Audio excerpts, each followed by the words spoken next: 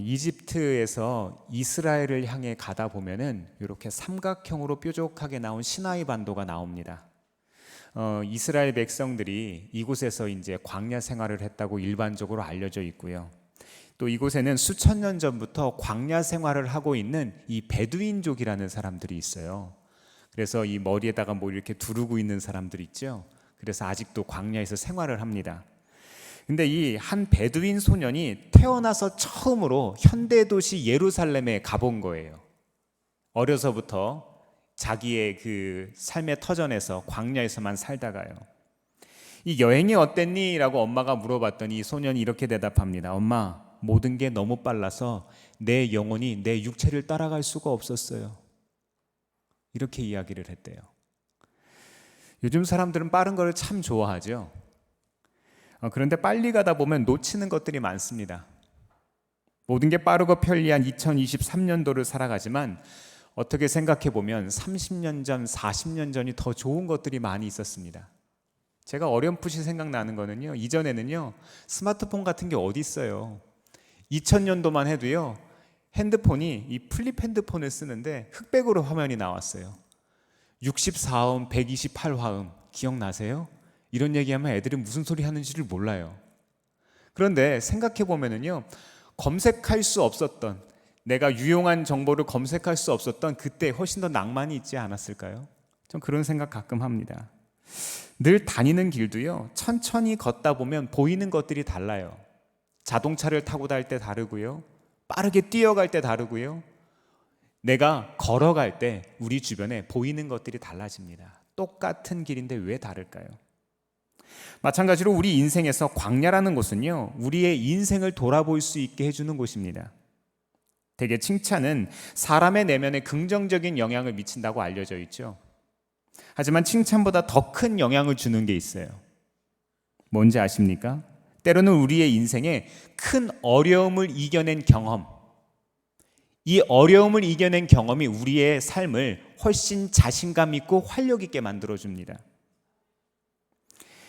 다른 누가 뭐래도 내가 최선을 다해서 그 일을 감당했고 그 일을 잘 해결했다면 누구가 뭐라 해도 내 삶에 자존감이 채워지는 거예요. 칭찬은요, 다른 사람이 잘했다 그러는 거는 나도 알아요. 내가 진짜 잘해서 그런 게 아니라 그 사람이 그냥 내 부모님이기 때문에, 나를 좋아해 주는 사람이기 때문에 칭찬해 준 거지. 그런데 진짜 어려운 일들을 우리 스스로 잘 해결하고 하면 우리의 삶에 큰 기쁨이 찾아옵니다. 긍정적인 에너지를 주는 거죠. 영적인 삶도 마찬가지입니다. 우리의 삶에 문제는 누구에게나 찾아오지만 문제를 슬기롭게 해결하는 사람들은 참 적습니다. 오늘 이 시간 우리의 인생을 돌아보며 인생의 옳은 방향과 속도를 조절하는 시간이 되기를 바랍니다. 오늘은 광야에서 살아남기 7번째 시간인데요, 이제 곧 가나안 땅에 들어가는 이스라엘 백성들에게 하나님은 어떤 말씀을 주고 싶으셨을까요? 오늘 말씀에 중요한 배경이 하나 있는데요, 민수기 20장에서 중요한 사람 둘이 죽습니다. 누가 죽어요? 지난주에 우리 들었잖아요. 미리암이 죽었어요. 또 누가 죽습니까?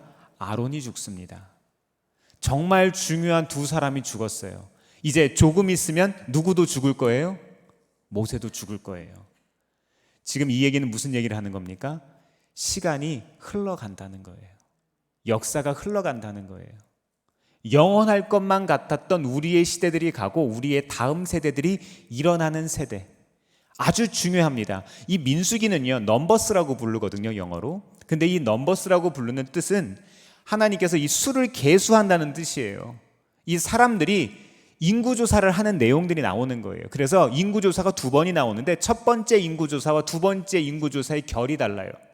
첫 번째 인구조사는 이스라엘 백성들이 전쟁에 나가기 위해서 하나님께서 이스라엘 백성들의 수를 계수하시는데, 두 번째 이 인구조사는요, 땅을 분배하기 위한 겁니다. 땅을 분배한다는 얘기가 뭐예요? 이미 승리했다는 거예요. 이미 이겼다는 거예요. 근데 그 시점이 참 중요합니다. 그 시점이 아무것도 이루어지지 않고 가나안 땅에 아직 온전히 들어가지 못했는데 이스라엘 백성들이 땅을 분배합니다. 이것은 하나님께서 우리의 믿음, 우리의 2대, 3대, 4대를 하나님께서 우리들에게 허락하시겠다는 하나님의 약속이 숨어 있는 겁니다. 그것을 우리가 어떻게 받으라고요? 믿음으로 받는 겁니다. 옛 세대를 대표하던 사람들이 가고 이제 새로운 시대가 오고 있습니다. 가나안 정복 전쟁이 시작되고 있다는 것은 40년 광야 생활의 끝이 보인다는 거예요. 우리 교회에도 이런 새로운 시대가 열리기를 바랍니다. 우리의 가정들에게도 열리기를 바랍니다. 이제 거의 다 왔어요. 오늘 말씀의 제목이 뭐죠? 이제 거의 다 왔습니다. 거의 다 왔어요. 그런데 이때를 참 조심해야 돼요. 자동차 운전 언제 사고 제일 많이 나는 줄 아세요? 몇 살 정도의 몇 년 차 운전자들이 사고를 제일 많이 냅니까? 보험사의 통계를 보면 알 수 있죠. 20대 남자 운전자들이 1년에서 3년 정도 운전을 했을 때 가장 많이 사고를 냅니다. 왜 그래요? 걔들 운전 잘하잖아요. 아주 능숙하잖아요. 그런데 그때 방심한다는 거예요. 거의 다 왔을 때, 내가 너무나도 익숙할 때, 하나님의 은혜를 내가 안다고 생각할 때, 하나님께서 나에게 알려주신 그 길을 안다고 생각할 때 우리는 넘어질 수 있습니다. 그래서 우리는 그때를 참 조심해야 합니다. 지금까지는 원망과 심판의 내용으로 가득했다면 이제는 조금씩 승리의 소식들이 들립니다. 이스라엘 백성들에게 좋은 일들이 생기고 있는 거예요. 새로운 분위기가 느껴집니다. 이스라엘 지도를 보면은요, 오늘 말씀의 배경이 이 호르마라는 곳은요, 광야가 끝나고 녹지가 시작됩니다. 이 우리가 흔히 아는 블레셋, 이 평야 있죠? 이쪽이 이제 이 사람들이 이집트에서부터 시나이 반도를 거쳐서 가나안 땅으로 들어가면서 이제 평야와 녹지가 점점 펼쳐지는 거예요. 그러니까 이 사람들의 감정이 어떨까요? 지금까지는 광야에서 유랑을 하다가 뭔가 이제 기대감이 가득 차는 겁니다. 뭔가 될 것만 같아요. 야, 진짜로 이제 우리가 가나안에 들어가기는 들어가나 보다, 이런 생각을 하는 거예요. 제가 미국에서 공부할 때요, 그 LA 다저스 스타디움에 간 적이 있었습니다. 야구 경기장 아시죠? 근데 그때는 류현진 선수가 이 메이저리그에서 굉장히 잘하던 시즌이었었어요. 그래서 이 처음 경기장에 찾아가는 순간부터 이 주차장에 차를 대고 한참을 걸어 들어가는데 가슴이 너무 막 벅차오르는 거예요. 제가 그래서 너무 기뻐가지고 한국에서부터 뭘 준비해 갔는가 하면은 이 LA 다저스 모자하고 류현진 선수 유니폼까지 챙겨서 제가 경기장에 응원을 하러 갔습니다. 류현진 선수가요, 이야, 기가 막히게 던집니다. 7이닝 무실점으로 경기를 던지고 이 다 막은 뒤에 마운드에서 내려오는데 사람들의 기립박수를 받고 내려가는 거예요. 이야, 요즘 국뽕이 차오른다는 얘기를 하죠. 좋은 말은 아니긴 합니다만, 야, 정말로 그 국뽕이 차오르는 거예요. 너무 기쁜 거예요. 정말 기분 좋았습니다.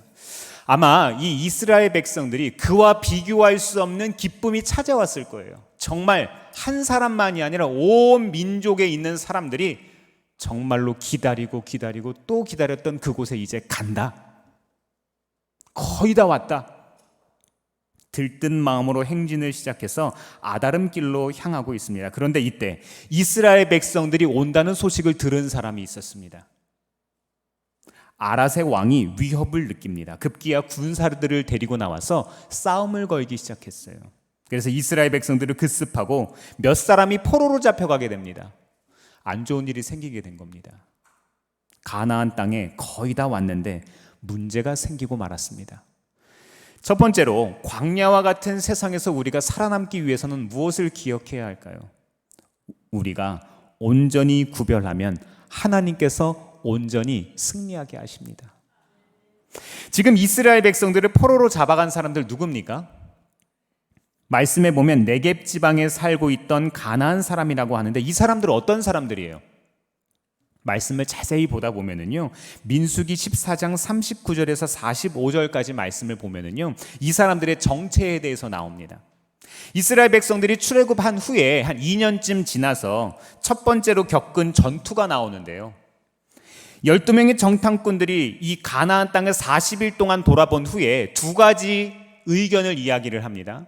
두 가지 보고를 해서 이스라엘 백성들이 부정적인 보고를 붙잡고 1년에 하루로 계산해서 이스라엘 사람들이 40년 동안 광야 생활을 유랑하게 하나님께서 하셨죠. 기억하시죠? 그때 이스라엘 백성들은 부정적인 보고를 붙잡고 원망과 불평을 했었는데, 이에 하나님께서 믿음 없는 사람들에게 징계를 하셨고 하나님께서는 광야를 떠돌라고 이야기를 하셨는데, 이 사람들이 그렇게 안 한 거예요. 말씀을 자세히 보면은요, 이 사람들이 그렇게 한 것이 아니라 이 민수기 14장의 말씀을 보면은 이 사람들이 광야로 떠나지를 않고 전쟁을 합니다. 가나안 사람들에게 쳐들어가는 거예요. 우리가 하나님의 말씀에 순종하는 것이 아니라 우리가 한번 가보자, 여기까지 왔으니까 한번 가보자는 거예요. 민수기 14장 44절에서 45절입니다. 제가 읽어드릴게요. 그들은 더 생각하지도 않고 산꼭대기로 올라갔다. 그러나 주님의 언약궤와 모세는 지난에서 움직이지 않았다. 그때에 바로 그 산간지방에 살던 아말렉 사람과 가나안 사람이 내려와서 그들을 무찌르고 어디까지요? 호르마까지 그들을 추격하였다. 이 호르마가 어디예요? 오늘 말씀에 나오는 동네잖아요. 하나님의 인도하심이 없는데 스스로 가나안 땅을 점령하려고 시도합니다. 참 당황스럽습니다. 자기들 멋대로 공격했고요, 자기들 멋대로 도망갑니다. 야심차게 시작했는데 빈수레가 요란한 거예요. 위닝 멘탈리티라는 말이 있죠. 스포츠에서만 사용하는 게 아니고요, 이겨본 사람이 이기는 겁니다. 한번 맞서 싸워 진 상대에게는요, 다음에도 이기기가 힘들어요. 왜냐하면 그 기억이 깊이 자리 잡고 있는 거예요. 오늘 본문인 21장 말씀에 보면 38년 전 그 사람들이 오늘 다시 적으로 등장하는 거예요. 그 동네 사람들. 하지만 이스라엘 백성들이 승리했습니다. 네, 하나님은 원수의 목전에서 우리에게 상을 차려주시는 분이십니다. 하나님은 38년 전 수치를 당했던 그 자리에서 승리를 맛보게 하신 거예요. 비결이 뭘까요? 민수기 21장 1절에서 2절까지 오늘 본문인데요, 같이 한번 읽어보겠습니다. 시작. 네겝 지방에 살고 있던 가나안 사람 아랏 왕은 이스라엘이 아다림 길로 오고 있다는 소식을 듣고 나와서 이스라엘과 맞서 싸워 그들 가운데서 얼마를 포로로 사로잡았다. 그때에 이스라엘이 주님께 다음과 같은 말로 서약하였다. 주님께서 이 백성을 우리 손에 붙이시면 우리는 그들의 성읍들을 전멸시키겠습니다. 아멘. 뭔가 힌트를 발견하셨어요? 말씀에 가만히 보면요, 2절 말씀에 이들은 하나님 앞에 무엇했습니까? 서원했습니다. 전멸시키다는 뜻의 이 히브리어는요, 헤렘으로 헌정하여 바치다는 뜻이 숨어 있대요. 일반 전쟁에서는 승리하면 전리품들을 가져오죠. 우리가 이제 약탈하는 거잖아요, 그렇죠? 우리가 승리했으니까. 근데 여기서 말하는 이 헤렘은요, 전리품을 챙기지 않고 하나님 앞에 온전히 헌신해서 드린다는 뜻을 가지고 있어요. 그러니까 자기들의 이익이나 자기들이 뭔가 취할 것을 취하지 않고 온전히 하나님 앞에 구별한다는 거예요. 이들의 서원 기도를 들으신 하나님께서 아라데 왕과 그 성읍들을 이스라엘의 손에 넘기셨습니다. 어떻게 해요? 우리가 하나님 앞에 기도할 때 모든 것을 하나님께 구별하는 거예요. 우리의 삶의 태도가 하나님 앞에 온전히 구별되면 하나님께서 우리에게 붙여주시는 거예요. 네, 그렇습니다. 우리가 온전히 구별하면 하나님이 온전히 승리하게 하십니다. 하나님은 상황이 아니라 믿음을 붙잡는 사람들에게 역사하시기 때문입니다. 우리가 광야의 싸움에서 승리할 수 있는 비결은 내가 아니라 하나님이 대신 싸워주시는 거예요. 사랑하는 성도 여러분, 우리 광야의 모든 전쟁, 우리의 삶의 모든 전쟁은 하나님께 속해 있습니다. 하나님 안에 있으면 실패가 변해 성공이 되고 아픔이 변하여 치유가 됩니다. 우리의 한계를 뛰어넘는 하나님의 은혜를 신뢰하시기를 바랍니다. 두 번째로, 광야와 같은 세상에서 살아남기 위해서 기억할 것은 무엇이 있겠습니까?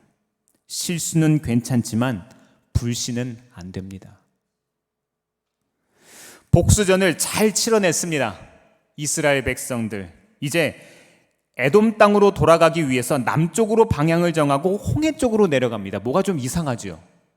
이겼으면 북진을 해야 하는데 지금 이집트에서부터 이스라엘로 점점점 올라가려면 가나안 땅에 들어가면 북쪽으로 올라가야 되는데 올라가지 않고 이 사람들이 내려가는 거예요.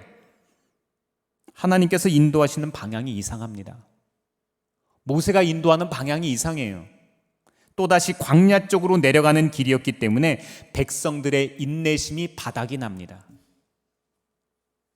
여기서 마음이 상하다는 표현을 직역하면은요, 영혼이 짧아지다는 뜻이에요. 영혼이 짧아지다. 마음이 상하면 영혼이 짧아집니다. 조급하여서 분노하는 상황을 잘 나타냅니다. 길어지는 광야의 삶에 불평과 원망을 쏟아내고 있습니다. 광야에서 늘 하던 원망이긴 했는데 오늘 하는 원망과 불평은 조금 달라요. 하나님께 더 직접적으로 초점을 맞추고 있습니다. 민수기 21장 4절에서 5절까지 말씀 같이 읽어보겠습니다. 시작. 그들은 에돔 땅을 돌아서 가려고 호르 산에서부터 홍해 길을 따라 나아갔다. 길을 걷는 동안에 백성들은 마음이 몹시 조급하였다. 그래서 백성들은 하나님과 모세를 원망하였다. 어찌하여 우리를 이집트에서 데리고 나왔습니까? 이 광야에서 우리를 죽이려고 합니까? 먹을 것도 없습니다. 마실 것도 없습니다. 이 보잘것없는 음식은 이제 진저리가 납니다. 아멘. 5절 말씀에 누구에게 원망했다고 했습니까? 하나님께 원망했다. 이전에는요, 이스라엘 백성들의 모습을 보면 대부분 아론이나 모세에게 원망을 했어요. 그러면 모세와 아론이 하나님 앞에 기도해서 이 상황을 바꿀 수 있도록 연결을 했습니다. 그런데 이 사람들이요, 이제 하나님께 원망하고 있는 거예요. 백성들 마음이 상해 있는 거 압니다. 거의 다 왔는데 다시 돌아가라고 하니까 눈앞에 푸른 초장이 펼쳐져 있는데 다시 광야로 돌아가라고 하니까 싫은 거예요. 우리들도 싫잖아요. 이렇게 하라고 하면. 이제 겨우 작은 승리를 거두었을 뿐인데 이 사람들에게 믿음이 점점점 사라지고 있습니다. 마음이 급해 보입니다. 왜 그럴까요? 승리를 맛보고 나니 마음이 달라진 거예요. 이전에는 하나님을 의지했고 원망과 불평을 해도 그래도 그 믿음에 서 있으려고 했는데 작은 승리를 맛보고 나니 마음이 달라졌습니다. 자기 스스로 무언가 대단한 사람들이 된 것처럼 굴고 있습니다. 일이 이쯤 되니 부모 세대로부터 내려왔던 원망과 불평의 소리가 점점점 다시 커지고 있습니다. 먹을 것, 마실 것을 불평했고 애굽을 그리워하고 있습니다. 참 지겹죠? 이 사람들 맨날 원망 불평. 패턴이 똑같습니다. 원망 불평하고 모세는 기도하고 하나님은 벌을 내리고 이 사람들은 다시 용서받고. 네, 그렇습니다. 가나안 땅에 이르는 진정한 장애물은 광야도 아니고 전쟁도 아니고 배고픔도 아니었습니다. 이 사람들 자신이었습니다. 자기들의 마음, 자기들의 가치관, 자기들의 삶의 태도가 하나님께 나아가는 그 길을 막았습니다. 그런데 생각해보면 우리도 똑같습니다. 우리가 인생을 살아가면서 원망하고 불평하는 주제들 무엇입니까? 우리를 괴롭혀온 삶의 주제들이 무엇이 있습니까? 똑같은 것 아닙니까? 10년 전이나 20년 전이나 30년 전이나 똑같지 않습니까? 사랑하는 성도 여러분, 실수는 괜찮습니다. 하지만 불신은 안 됩니다. 살아가면서 원망과 불평은 할 수 있지만 선이라는 게 있어요. 우회길을 만드는 것은 내 불신앙이고 우회길을 지름길로 만드는 것은 우리의 믿음입니다. 38년 전 호르마에서의 실수는 괜찮지만 지금 이 순간까지 실수하는 거 안 됩니다. 이것은 실수가 아니라 불신입니다. 이제는 달라져야 합니다. 그런데 안타까운 상황이 벌어지고 있어요. 불신하고 있는 이스라엘 백성들을 향해서 하나님께서 심판을 시작하고 계십니다. 하나님의 심판은 아주 즉각적이고 단호하게 실행되고 있습니다. 불뱀을 보내셔서 사람들이 물려 죽게 하고 계세요. 본문이 말하는 이 불뱀은요, 복수형으로 독이 있는 뱀들을 뜻합니다. 맹독이 있는 뱀에게 물리면 몸에 이 독이 퍼져서 이 시커멓게 변하죠. 그래서 이 불에 타서 검게 된 것과 비슷했기 때문에 이 불뱀이라고 표현을 한 거예요. 여하튼 이 뱀들이 온 회중들 사이로 헤집고 다니면서 사람들을 죽이기 시작합니다. 큰 두려움에 빠진 이스라엘 백성은 모세에게 나와서 이렇게 말합니다. 7절입니다. 백성이 모세에게 와서 간구하였다. 주님과 어른을 원망함으로써 우리가 죄를 지었습니다. 이 뱀이 우리에게서 물러가게 해달라고 주님께 기도하여 주시기 바랍니다. 그리하여 모세가 백성들을 살려달라고 기도하였다. 세 번째로 우리가 이 광야와 같은 세상에서 살아남기 위해서 기억할 것은요, 회개란 늦은 때란 없다는 거예요. 하나님을 원망하는 사람들을 불뱀으로 심판하셨지만 모세의 간청을 들으시고 하나님은 기다렸다는 듯이 이것을 해결하십니다. 놋뱀을 쳐다보는 사람들에게 구원을 주신 거예요. 우리가 기억할 것은요, 심판은 그 자체가 목적이 아니라는 것입니다. 하나님은 우리의 믿음을 정결하게 하시기 위해서 하나님의 긍휼하심을 사용하세요. 이때 우리가 해야 할 일은 무엇입니까? 놋뱀이 되신 예수님, 십자가에 달리신 예수님을 바라보는 겁니다. 이것이 우리의 할 일입니다. 고집 부리지 말고 하나님을, 그 예수님을 바라보아야 합니다. 그런데 왜 하나님은 단순하게 기도에 응답하시지 않고 모든 병장을 이 즉각적으로 치료하시지 않고 이 놋뱀을 바라봐야지만 치료를 해준다고 하셨을까요? 하나님께서는요, 마지막까지 가나안 땅에 들어가는 이때까지도 이 사람들의 믿음을 훈련시키기를 원하고 계시는 거예요. 우리의 삶에 이런 일들이 일어나고 있습니까? 불뱀에 물린 것처럼 아픈 상황을 겪고 계세요? 그렇다면 하나님께서 우리의 믿음을 시험하고 계시는지도 모릅니다. 우리도 십자가에 높이 달리신 예수 그리스도를 바라봄으로 능력을 경험하길 바랍니다. 그 치유하심을 경험하길 바랍니다. 그 치료와 회복이 우리의 삶에 간증거리로 드러나기를 바랍니다. 이 광야와 같은 세상 속에서 살아오시면서 내 고집, 내 기준만으로 살아오셨습니까? 이제 고개를 들어서 예수님을 바라보면 조금 다른 것들이 보이기 시작합니다. 그래야 삽니다. 땅을 바라보면 무엇합니까? 뱀들이 있습니다. 옆을 바라보면 무엇합니까? 넘어진 사람들만 보입니다. 그런데 하늘을 바라보면 하나님께서 우리를 향한 계획이 있습니다.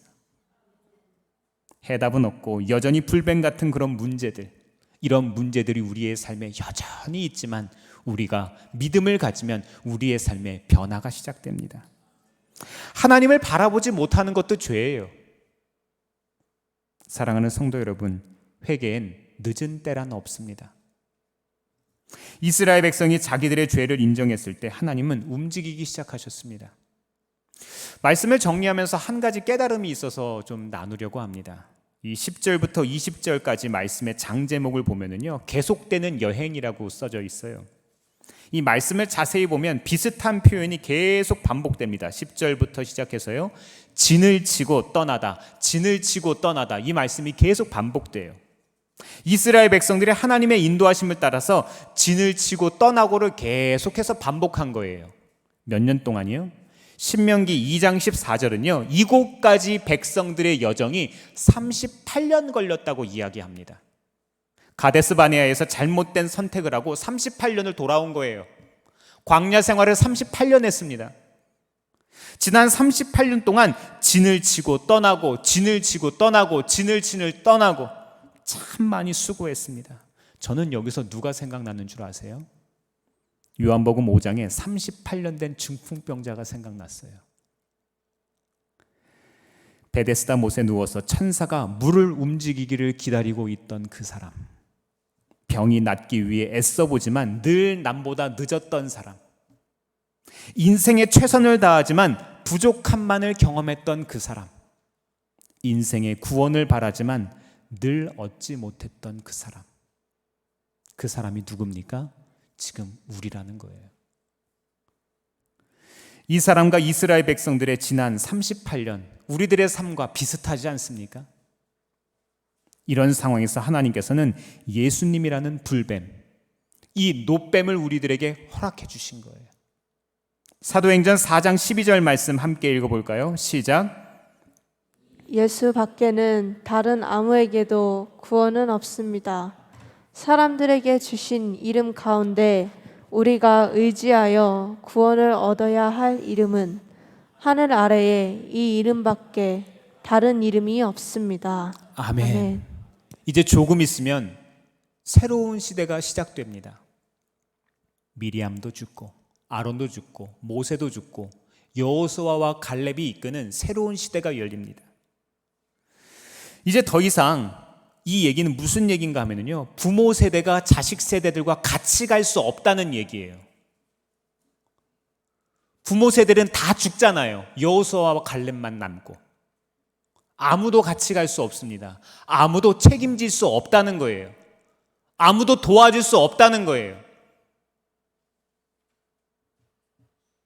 한 세대가 가고 완전히 새로운 세대가 올 수 있습니다. 우리 자녀들도요, 이제 품을 떠나보낼 때가 곧 가까워집니다. 제가 생각해 보니까요, 저희 아이들도요, 지금 키운 것만큼만 키우면 이제 부모님 품을 떠날 준비를 하는 나이가 되더라고요. 정말 얼마 안 된 것 같은데 인생이 그렇게 흘러갑니다.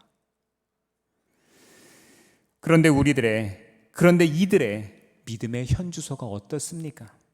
과연 광야와 같은 세상 속에서 우리의 자녀들이 또 우리들이 살아남을 수 있겠습니까? 사랑하는 성도 여러분, 지난 38년 동안 험악한 광야에서 무엇을 배워오셨습니까? 하나님만 놓치지 않으면, 예수님만 놓치지 않으면 산다는 겁니다. 그리고 우리에게 사명이 있다는 것을 배웠습니다. 이 신앙의 비밀을 누구에게요? 다음 세대에게 전수해 줘야 된다는 것, 전해줘야 한다는 것, 이어져야 한다는 것, 이거 배웠습니다. 이번 한 주 살아가시며 우리의 시선을 온전히 노뱀이 되신 예수님께 향해 있기를 바랍니다. 때로는 실수할 수 있지만 불신은 안 됩니다.